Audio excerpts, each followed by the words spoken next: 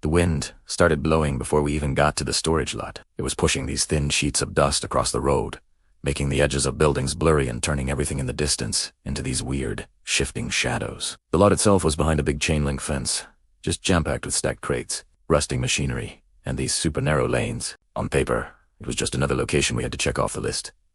But standing there, with that wind howling, it felt unsettled. Like the whole place was moving, even when it was standing still. We found a gap in the fence and slipped through, spreading out slowly. The noise from the wind was so loud it drowned out everything else, which meant we had to rely almost completely on our eyes and our gut instincts. I took the left side, moving along a row of crates, my eyes scanning the gaps between the stacks, checking the ground for any fresh tracks or signs of movement. The dust was just swirling constantly, settling down and then getting kicked right back up. It made it impossible to trust what you thought you saw.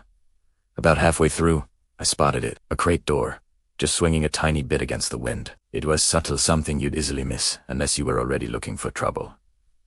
I gave the signal to halt. We all froze, just listening, watching. The wind filled the silence, rattling loose metal and dragging trash across the pavement. And then, cutting right through that noise, the first shots cracked out from behind a stack of crates.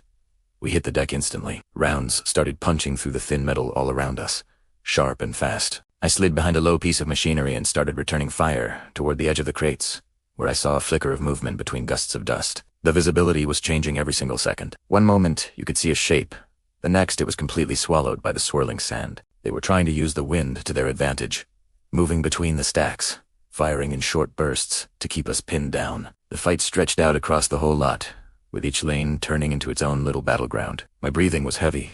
My throat was dry from all the dust, but my hands stayed steady. I just worked through each target, one by one, carefully. The radio crackled with updates.com and professional, guiding us to move around the perimeter instead of charging straight through the middle. That change in tactics shifted the pressure. Their fire started to get less confident as we closed in on them from different angles. Eventually, the shooting sputtered out, then stopped completely. The wind just kept blowing, carrying dust through the spaces where all that noise had just been. We held our positions for a while, watching for any last-ditch effort, but nothing came. We cleared the rest of the lot slowly, making sure it was empty except for the scattered equipment and those crate doors, still knocking softly against their frames. Walking back out through the fence, the wind pushed past us again, erasing our footprints, shifting dust over the spent shell casings, like none of it ever happened. That storage lot stuck with me.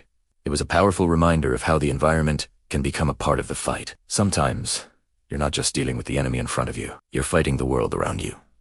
And the way it tries to hide them, protect them, and confuse you every step of the way. Thanks for watching.